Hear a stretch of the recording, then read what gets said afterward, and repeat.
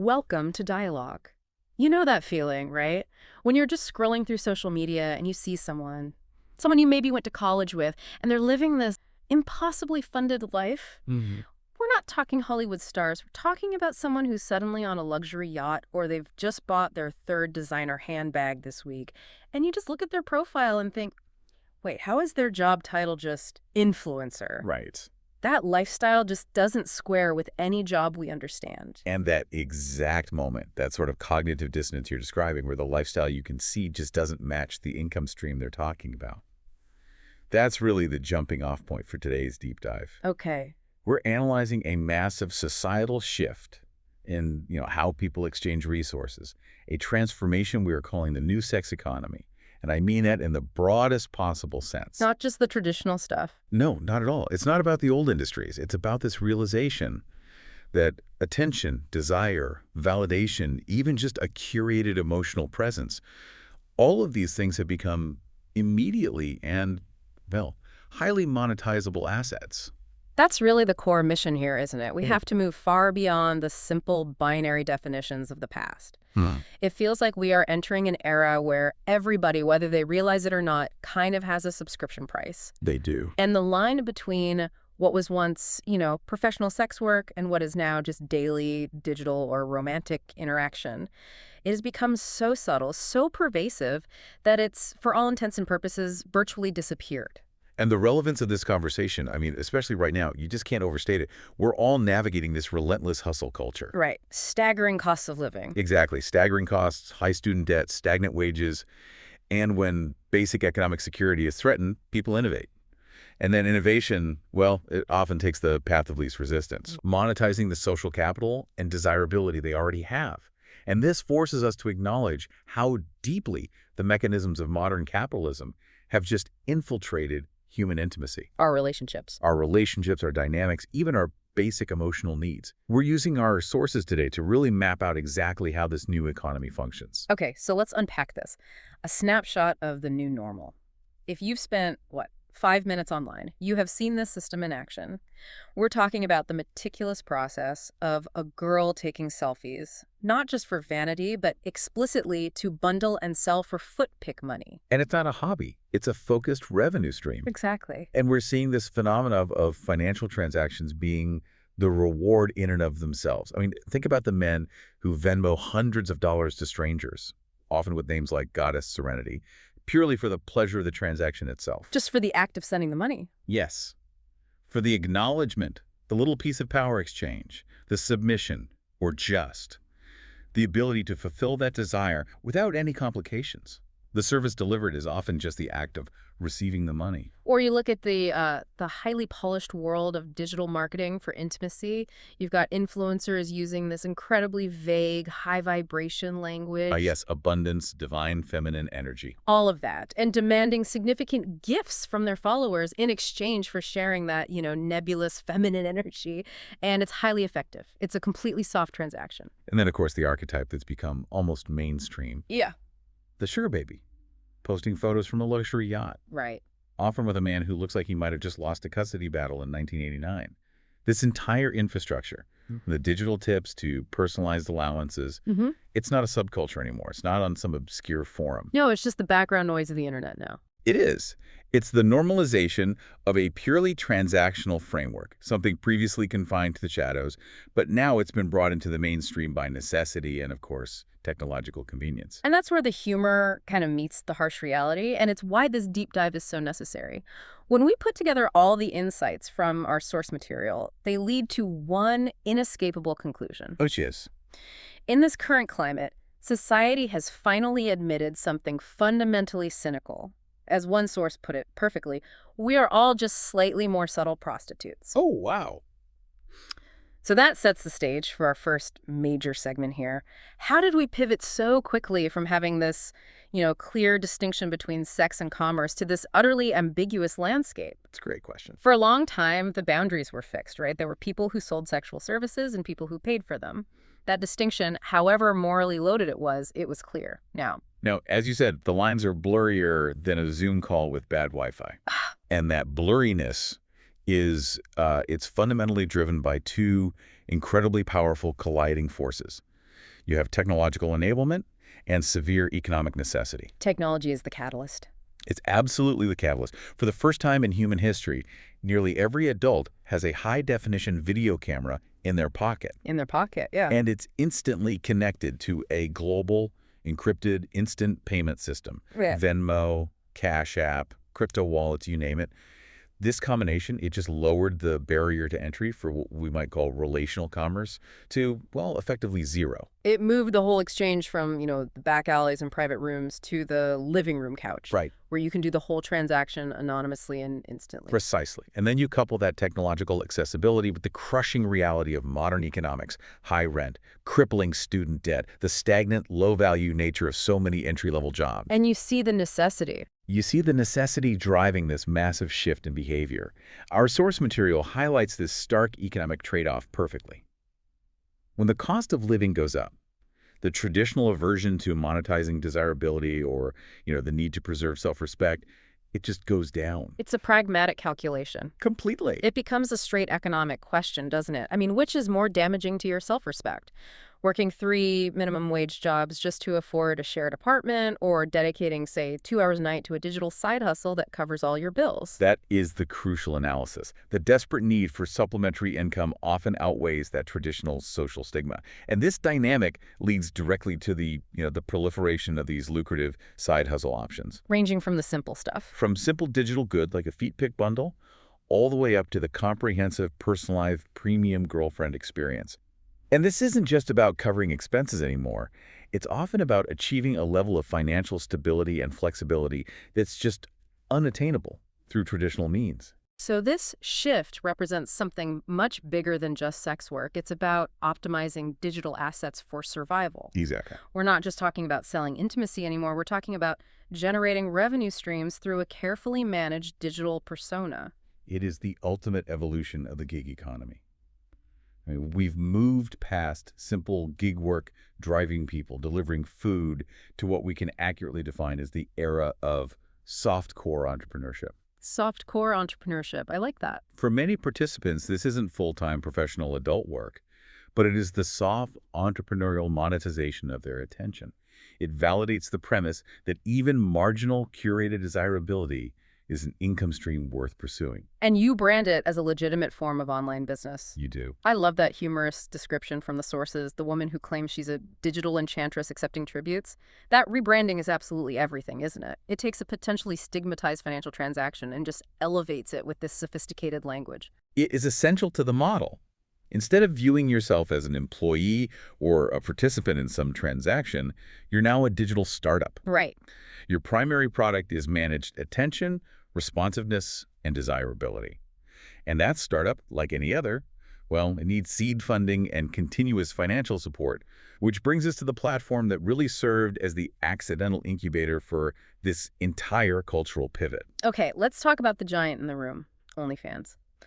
The story of this platform's success is fascinating because it was so unintended. It's wild. What's so wild is its almost accidental genesis. It didn't start as a destination for adult content at all. It began strictly as a fitness platform. A subscription service for trainers sharing push-ups, abs, meal plans, workout routines. That's the essential context that people forget. The initial intent was just this niche subscription service for specialized content creators. And the abrupt shift and the platform's whole identity, it occurred the moment an adult content creator recognized the direct-to-consumer model. And uploaded something that wasn't fitness-related. And the internet found it very desirable. So essentially, they built a subscription locker, and the market immediately decided what it wanted locked inside. Precisely. The response was immediate, overwhelming, and frankly, irreversible. Yeah. It demonstrated this massive, pent-up market hunger for uncensored, direct-to-consumer intimacy that just bypassed all the traditional, inefficient channels of the past. And that one pivot changed the socioeconomic landscape literally overnight. It launched 1,000 similar platforms. But the more important factor here, maybe more than the initial shift, is the subsequent normalization of the platform. I mean, we've reached a critical mass where basically everyone knows someone involved. A coworker, a former barista, a cousin. Right. People deep in seemingly conservative communities who are either a creator or consume content on the platform. What are the statistical implications of that widespread presence? The implication is profound. When participation becomes this widespread, it just ceases to be a fringe activity, becomes a viable, recognized option in the career landscape. It's just another job option. It is. The sheer number of participants crossing every demographic, line age, race, socioeconomic background, previous career, it means the cultural stigma has eroded drastically. It's impossible to dismiss something as niche or fringe when, your accountant's cousin is using the revenue to pay for her MBA. So the joke about it crossing demographic lines actually has a serious underlying truth. When the stigma's gone, it's just another source of revenue. And this normalization is heavily supported by the carefully constructed narrative used by the creators themselves. They rely on two main defense mechanisms to frame their activities. Okay. And understanding these is critical to understanding the platform's broader acceptance. Right, so let's explore that first creator defense, which is all about sophisticated professional rebranding. I'm not an adult worker, I'm a content creator who happens to create content with my butt. It's an incredibly effective reframing. It leverages modern jargon, the creator economy, to sanitize the activity. By classifying themselves as creators, they align with YouTubers, Twitch streamers, writers, musicians. So they're implying a digital-first entrepreneurial mindset. Exactly. Suggesting they are capitalizing on modern business trends rather than engaging in, traditional definitions of adult labor. It provides a layer of corporate speak protection. And the second defense is the empowerment narrative, which is almost always directly linked to the hard fact of economic necessity. The common refrain is always, it's empowering. I control my income, my schedule, and who I work with. But that ideological statement is immediately, and often truthfully, followed by the cold, hard fact of modern living expenses. Also, the electric bill is $429 a month. And this platform allows me to pay it without taking on a second job.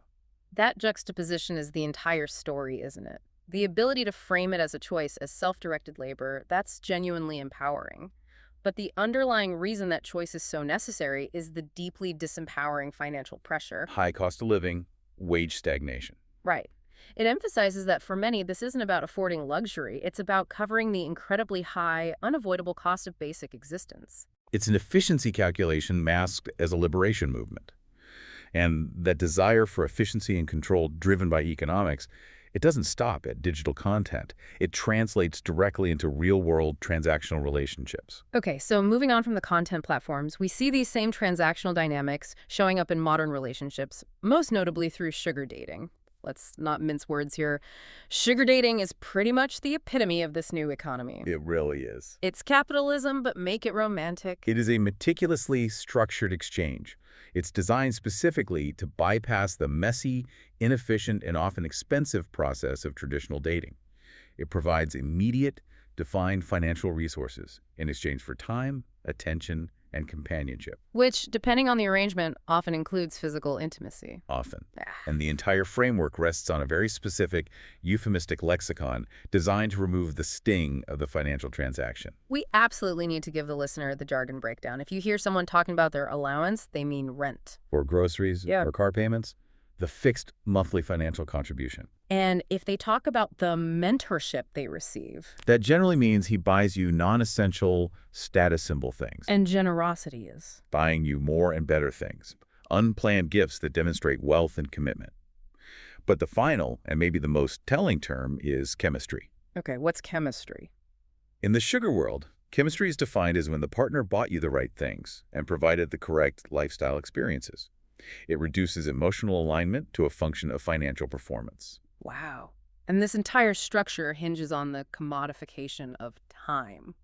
The classic defense from the sugar baby perspective is, he's not paying me for sex, he's paying me for my time. And that phrase, while you could argue it's defensible in some cases, it just highlights the ultimate irony. Time, in this specific economy, becomes the most expensive part of the human anatomy. It implies that the emotional labor, the constant presence, the commitment to maintaining this illusion of a devoted relationship, it all carries a significant premium price tag, regardless of the physical part. The resource being purchased is guaranteed, curated emotional availability. What's fascinating is how the benefactor archetype has also evolved. I mean, in the old days, that kind of arrangement was viewed very differently. Now, the benefactor is the sugar daddy, or what our sources affectionately call the luxury lifestyle facilitator. This system heavily relies on a specific, recognizable archetype, And our source material paints a very specific and quite humorous picture of this benefactor, which really reveals the underlying dynamic of the transaction, what exactly they're looking to purchase. We need to detail the sugar daddy starter pack. Let's do it. It includes the Rolex, the fresh divorce papers, the obligatory boat that he rarely uses but keeps docked somewhere expensive. Right, and the mild heart condition and critically strong opinions about current interest rates. That combination is so deliberate and insightful. It describes a man who has, accumulated significant wealth and status through traditional means, but who often carries a lot of emotional complexity, requires a high degree of control, and is looking for a curated, hassle-free relationship experience. An experience where financial resource is the primary, maybe the only, required investment. He's paying for simplicity. He's paying for the lack of emotional complication. He used to be called a trick. Now he's been rebranded as a luxury lifestyle facilitator. Which is just good PR. It's PR for ATM with emotions. And that language shift from trick to facilitator is a crucial part of the normalization. It makes the transaction sound sophisticated, like a career move or a business deal, rather than a financial exchange for intimacy. And what's truly fascinating here is how these explicit defined transactions, whether on content platforms or through structured sugar dating, have started to influence and subtly define seemingly regular relationships. Outside of those explicit boundaries. Exactly. The unspoken truth is that a significant portion of modern courtship is now essentially sex work, but make it Instagrammable and, culturally acceptable. That's the real shift. The transaction is still there. It's just dressed up in the clothing of cultural approval. We see this play out in several common relationship dynamics that have emerged in the last decade. Take the first example, the lifestyle girlfriends. These women are openly dating for experiences. Their relationship value, often measured in social media visibility, is dedicated to showcasing international trips, Michelin star restaurants. The exclusive events provided by their partner. The partner is the funding mechanism for their desired life narrative, and the relationship provides the content. Then there are the soft sugar relationships. This is where the financial dynamic is almost identical to sugar. Dating one partner pays for absolutely everything. Manages all financial overhead, debt, major purchases. But both partners rigidly insist that it's genuine love, not an exchange. The monetary arrangement is the silent foundation, but the emotional attachment, whether it's real or performed, serves as a defensive shield against labeling it as purely transactional. And maybe the most cynical evolution is the influencer couples. Ah, yes. These relationships are so clearly driven by generating content and revenue, not necessarily genuine private connection. Their visible connection is a business partnership. It secures brand deals. It creates revenue streams far beyond what they could get individually. The relationship is the product marketed to their audience.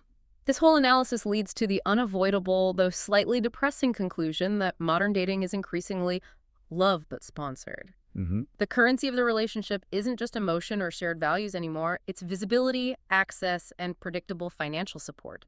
You are trading your desirability and attention for a higher standard of living. And the ultimate engine for this commodification, of course, is the dating app ecosystem itself, which has just institutionalized the transactional mindset.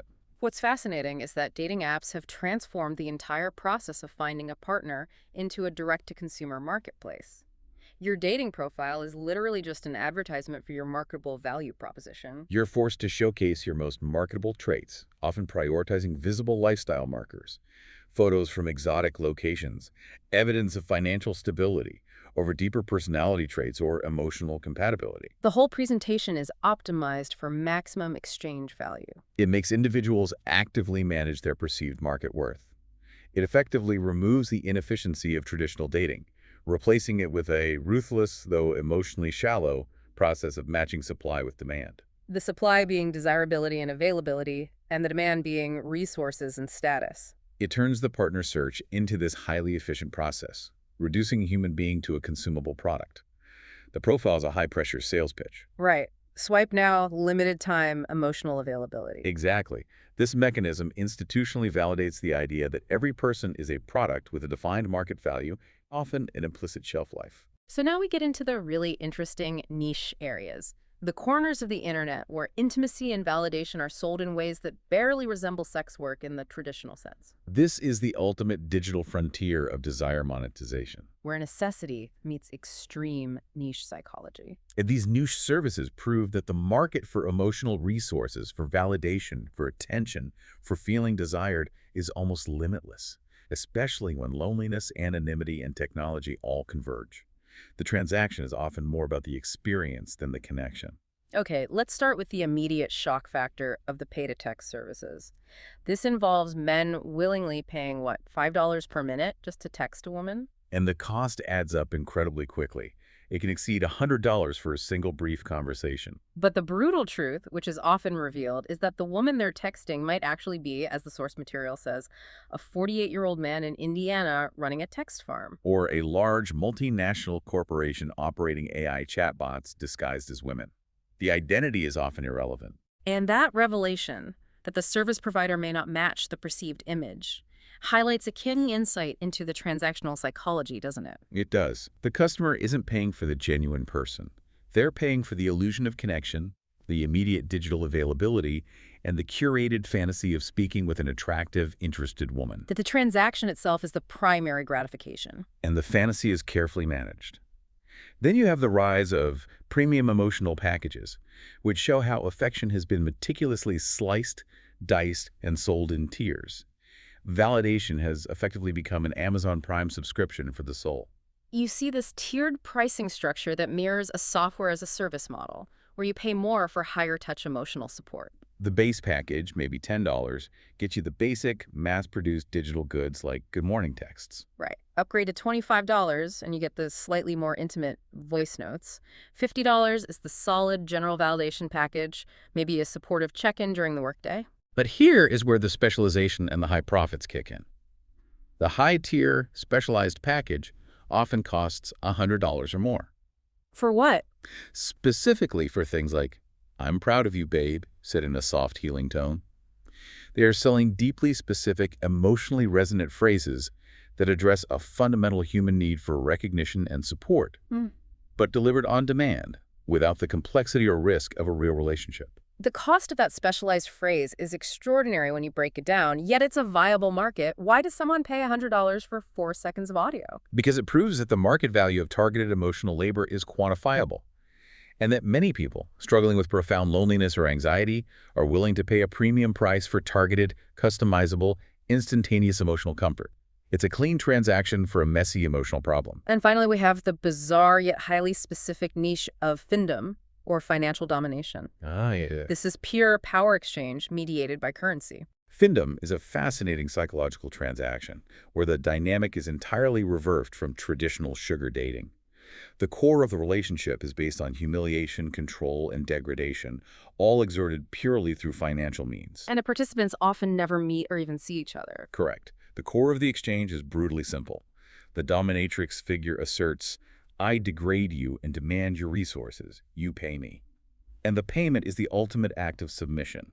That submission is the gratification for the submissive partner, often called a pay pig. The mechanism here is so revealing about modern desires. This niche exists because it fulfills these highly specific desires related to relinquishing control and experiencing power exchange purely through money. For the submissive, it's a controlled financial fantasy that alleviates the burden of responsibility and decision-making by placing a dominant figure in charge of their resources, even if it's just symbolic.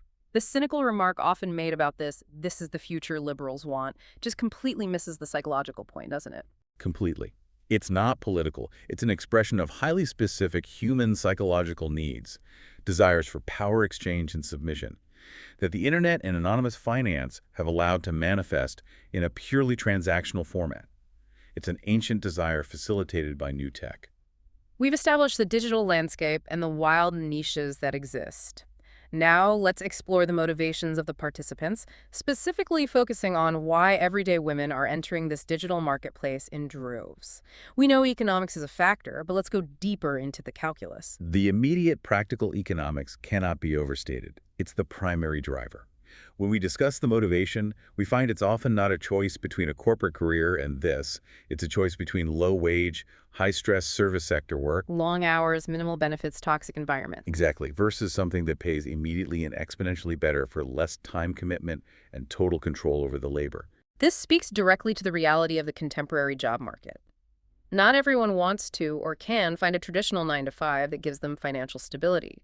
Some people, in fact, prefer a 9 to 5 that pays $500 for tow content, as the source material highlights. It's a practical, immediate incentive structure that completely bypasses the long, slow, debt-ridden climb of traditional career advancement. The income is practical, immediate, and high margin. Reason number 2 is deeply cultural, the currency of attention. hmm We live in a society that has effectively created a visible, measurable stock market where female physical desirability is the primary tradable asset. Attention, likes, and validation are the leading indicators of value in the social ecosystem, and that value is now convertible into hard currency. We've created a culture where the metric of desirability is directly visible and measurable via follower counts, engagement rates, comments. This is where that humorous metaphor, "Busty coin is up 12% this quarter," becomes a dark reality. It highlights that external validation, which translates directly into followers and engagement, is convertible into money.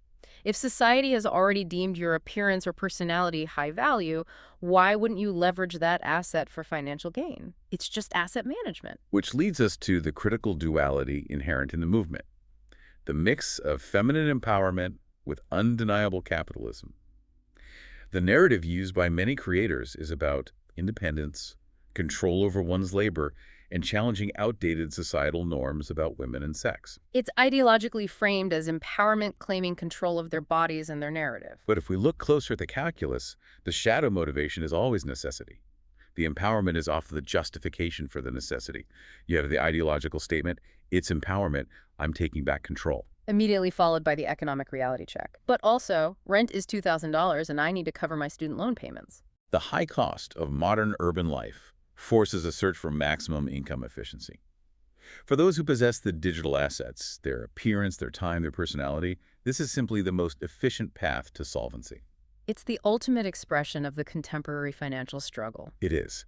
How to achieve independence when traditional pathways are stagnant, debt is overwhelming, and wages are low. They're maximizing their leverage in a broken economic system. So if the new sex economy is thriving and expanding, it requires a robust, diverse demand side, which is dominated by male consumers across the spectrum, from simple subscribers to sophisticated sugar daddies. Let's start with the social media term that encapsulates a certain segment of this demand, the simp epidemic. While the term simp is often used dismissively online, it describes a very specific resource-driven dynamic that is crucial to this economy's function.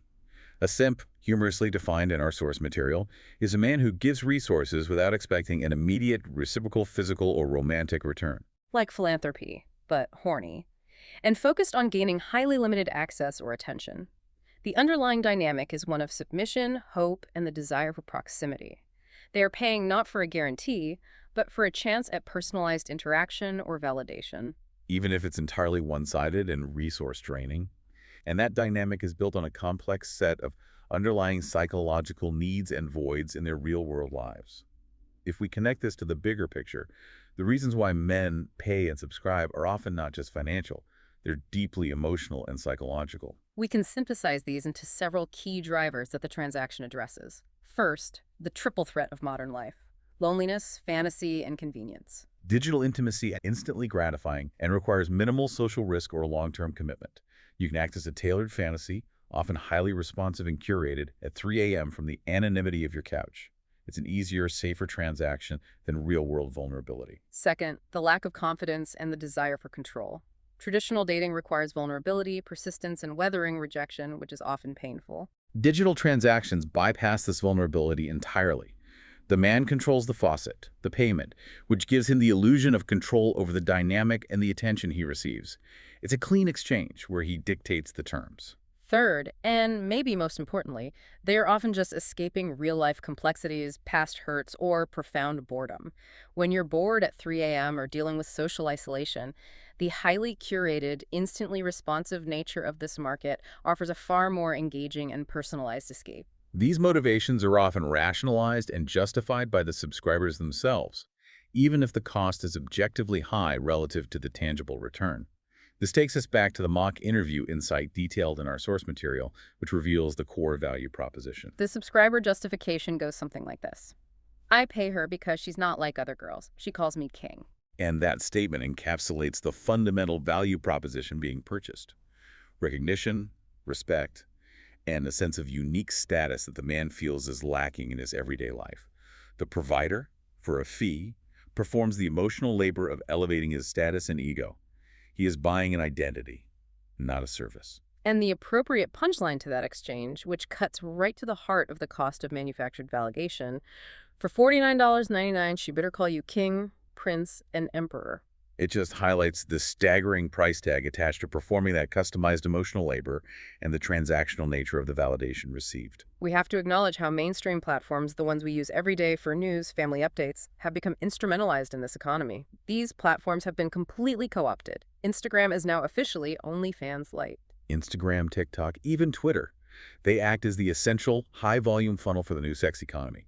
They provide the mechanism for building visibility, demonstrating the lifestyle, and establishing the perceived value of the individual. The busty coin metric we talked about. Exactly. They create the massive audience and the initial parasocial attachment, which can then be seamlessly converted into financial transactions off-platform or through soft solicitations on-platform. What's crucial about these platforms is that they allow for soft sex work activities to flourish without violating the terms of service, often through subtle, non-explicit solicitation and carefully curated image maintenance.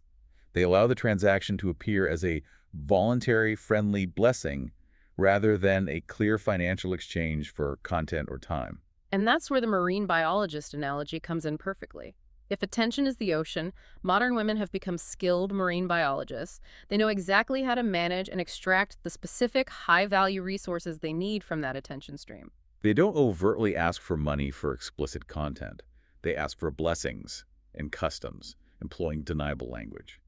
You see these subtle, sophisticated methods of solicitation everywhere now, often right in the creator's profile bio. There are links to specific wish lists placed in bios, signaling exactly what expensive products or experiences the creator desires. It's a passive but extremely effective solicitation. Or consider the use of simple, emotionally charged phrases like "treat me" all links embedded directly into their content or stories. It suggests a vulnerability and desire for nurturing, masking the underlying request for a cash transfer. These are low-friction calls to action. And the shift in direct messages, no longer just for chatting, but openly advertising availability for customs, implying a personalized service tailored to a specific viewer's desire that requires payment. And the most explicit, yet still soft, solicitation. Hmm. Cash App blessings welcome. All these methods allow participants to monetize their desirability and attention in incremental, deniable steps. It's a high-volume, low-friction financial stream that perfectly supports the soft-core entrepreneurial model. It's the constant, low-level hum of commerce underlying what is ostensibly a social platform. It creates a seamless journey from casual viewing to financial transaction. When you look at this vast, sprawling new sex economy, you find these deeply entrenched, often moralistic opinions on both sides. It's a messy topic because, as our source material notes, today's society is confusing as hell. And the economic drivers are so intertwined with personal choices. To be well-informed, you have to appreciate both the detailed arguments of the critics and the powerful defense of the participants. Let's start with the perspective of the critics. Their arguments are often rooted in the fear that this normalization of transactional intimacy is fundamentally destructive to genuine, organic human connection. And relationship stability. They argue that it destroys real relationships because it sets a completely unrealistic expectation for financial support, material goods, and curated attention that traditional, organic, and resource-limited relationships simply cannot meet. When you're accustomed to a constant stream of validation and resources, the quiet effort of genuine connection feels like a step down. It weakens intimacy by making emotional vulnerability seem inefficient and obsolete. Critics also argue that this new economy accelerates negative social dynamics rooted in human psychology. They specifically point out that it heats up hypergamy, Which, for listeners who may not know the term, refers to the preference for partners of higher status, wealth, or social capital. and by putting a transparent price tag on desirability, this economy inflates the perceived worth of desirable partners. And that inflated sense of worth, the critics argue, severely inflates egos, particularly those who are highly visible and desired in the digital marketplace. This inflation makes them socially and financially incompatible with real-world partners who can't meet that newly established digital price tag. The ultimate criticism from this camp is that this pervasive environment turns dating, courtship, and even friendship into capitalism with kissing. Every interaction is implicitly or explicitly viewed through the lens of potential financial return or resource extraction. It pollutes the genuine human desire for connection with the cynicism of the market. But conversely, the defenders of the new sex economy focus heavily on agency, economic liberation, and autonomy. Their arguments center on empowerment and independence, and they carry significant weight given the economic pressures we've discussed. For many participants, this is the first time they have complete control over their labor, their schedule, and their earnings, free from corporate overhead, abusive bosses, or male gatekeepers in traditional industries. They are maximizing their value in a way they choose, which is an undeniably powerful position. They insist it's harmless and represents freedom, the freedom to choose how one uses one's body, time, and attention for financial gain, just like any other skilled laborer. It's a direct challenge to the historical tendency of society to control female economic power and sexual labor, viewing it as a deeply liberating act. And, of course, the ultimate, most direct defense, which completely bypasses all philosophical debate about social consequences. Mind your business. I'm getting paid. Which is the pragmatic bottom-line perspective. It's asserting that individual economic survival and personal autonomy trump abstract societal concerns about morality. The truth is, both sides have a valid, deeply complex point. The economic independence gained by the individual is profoundly real. But the systemic distortion it introduces into the broader social fabric and relationship expectations, making genuine non-transactional connection harder to find, is also profoundly real. It's a trade-off that is actively reshaping our culture. So if we project current trends forward, assuming technology continues its rapid advancement and economic pressure remains high, we can make some highly interesting predictions about the future of intimacy and exchange. The integration of commerce and desire is not only deepening, it's becoming automated. We are already seeing technological shifts that will fundamentally disrupt the current human-driven market.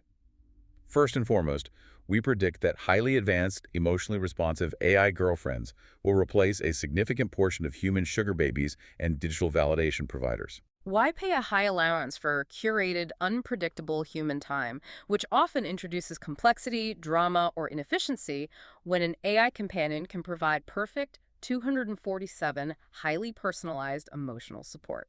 And tailored to your exact desires, without requiring Rolexes, divorce papers, or a boat. AI offers the ultimate convenience and control that the transactional customer desires. We anticipate this will significantly drive down the market price of human emotional labor. We also anticipate the merge of OnlyFans and virtual reality, or VR, becoming standard. This will move beyond simple 2D content, providing fully immersive, highly customized, and intimate digital experiences that feel more real and responsive than simple video. This creates the ultimate fantasy market. The commodification of real-world relationships is also set to deepen and formalize. We predict that subscription marriages could become common, where financial responsibilities, emotional labor requirements, and even sexual frequency are managed by clear, legally binding contracts, essentially formalizing the soft sugar dynamic in a transparent way. It will be relationship efficiency driven by legal terms. And, most dramatically, we will see couples increasingly posting relationship conflict and personal drama explicitly for revenue. Monetization of conflict transforms private turmoil into public content, where the relationship's value is derived from its audience engagement and revenue generation, not its emotional health. The relationship becomes financially successful because it is dysfunctional and visible. And, of course, the prediction that has already started. Men paying AI platforms like ChatGPT or advanced voice bots for emotional validation, bypassing the need for human or even text-based services entirely. When AI can validate you in a soft, healing tone for free or cheap, the human service that costs $100 for a voice note becomes economically unsustainable and outdated. All of this leads back to our final thesis, which is the inescapable truth about this new economy. Broadly defined, sex work won't disappear. It will simply acquire much fancier, more sanitized titles designed specifically to optimize branding and completely remove the lingering stigma. You won't hear prostitute in the future. Instead, you will encounter highly professional, corporate-sounding phrases designed for LinkedIn. You will hear titles like intimacy consultant, digital girlfriend, and affection specialist. Or, even more tellingly, the truly modern term, hormonal entrepreneur. These titles reflect the perceived high-status, self-directed nature of the work, a business person leveraging biological and psychological assets.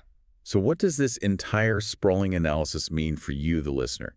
It connects back to the fundamental human trade-off. Humans have always traded sex, attention, affection, or validation for resources, whether that was shelter, food, or social status. It's the world's oldest bargain. It is. The difference today is simply the addition of Wi-Fi and branding to that ancient bargain. Everyone, even quiet observers who simply consume the content or follow the lifestyle accounts, is participating in this new sex economy, simply by giving their attention, which is the ultimate currency. The normalization of transactional intimacy and the overwhelming economic drivers behind it are fundamentally reshaping how we interact and value every single relationship we have. It forces us all to ask, what exactly is the price tag on genuine, non-transactional human connection, and how much are we willing to pay to maintain its existence? If you enjoyed this conversation, please like, subscribe, and share this video. Also, let us know in the comments what really stood out to you in this conversation and if there's any related topic or new topic that you would like covered in a future video.